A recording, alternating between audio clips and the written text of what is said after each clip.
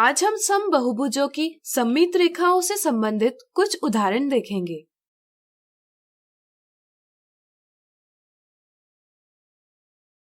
नीचे दर्शाई गई आकृतियों में कितनी सममित रेखाएं हैं? हम जानते हैं कि एक दर्पण रेखा आकृति को दो ऐसे भागों में विभाजित करती है जो एक दूसरे से हूबहू मेल खाते हैं। ऐसे लगता है मानो वो एक दूसरे के दर्पण प्रतिबिंब है। रैखिक सममिति यानी लाइन सिमेट्री के संदर्भ में दर्पण रेखा को सममित रेखा माना जा सकता है, यानी कि हम कह सकते हैं कि सममित रेखा आकृति को दो ऐसे भागों में विभाजित करती है जो एक दूसरे के दर्पण प्रतिबिंब हो। इस समझ के साथ हम दी आकृतियों में सममित रेखाओं की संख्या ज्ञात कर सकते हैं।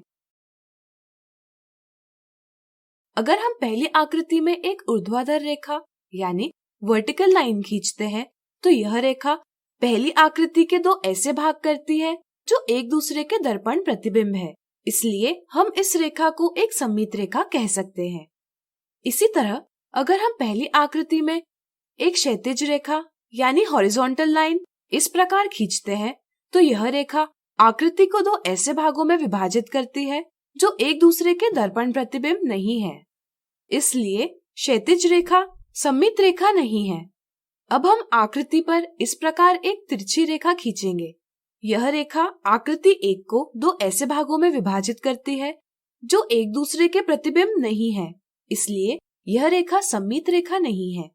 इसी तरह आप वीडियो रोककर इस आकृति को कागज पर बनाइए और पता कीजिए कि इसमें कितनी सममित रेखाएं हो सकती है। आप जान पाएंगे कि इस आकृति में केवल एक ही सममित रेखा है। अब चलिए आकृति 2 की बात करें। आकृति 2 में हम मध्य से जाती हुई एक ऊर्ध्वाधर रेखा खींचेंगे।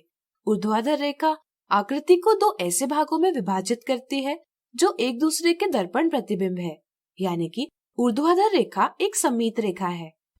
इसी प्रकार हम आकृति के मध्य से जाती हुई एक क्षैतिज रेखा और दो तिर्यक रेखाएं इस प्रकार से खींच सकते हैं।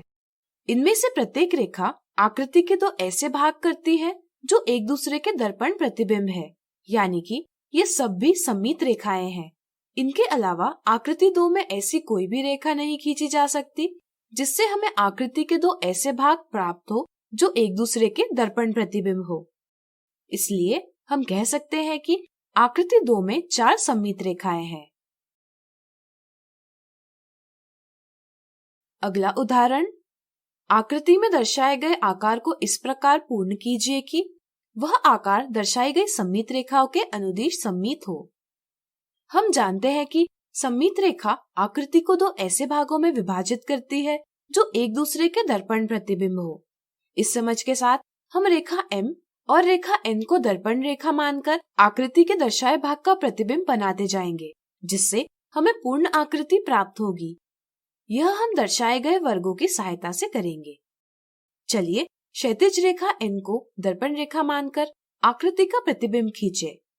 यह हम इस प्रकार कर सकते हैं। अब हम ऊर्ध्वाधर रेखा M को दर्पण रेखा मानकर बाएं भाग का प्रतिबिंब ऊर्ध्वाधर रेखा के दाईं ओर खींचेंगे। इसके लिए हमें इन दोनों भागों को ध्यान में रखना होगा। इन्हें ध्यान में रखते हुए हम दर्पण प्रतिबिंब इस प्रकार खींच सकते हैं। इसी के साथ हमने आकृति को पूरा कर लिया है। यहाँ आकृति ऊर्ध्वाधर एवं क्षैतिज दोनों रेखाओं के अनुदिश सममित है, जिससे यह सत्यापित होता है कि हमारा जवाब सही है। आज हमने समबहुभुजों की सममित रेखाओं से संबंधित कुछ उदाहरण देखे। अगले वीडियो में देखेंगे समबहुभुजों की सममित रेखाओं से संबंधित कुछ साधारण गलतियां।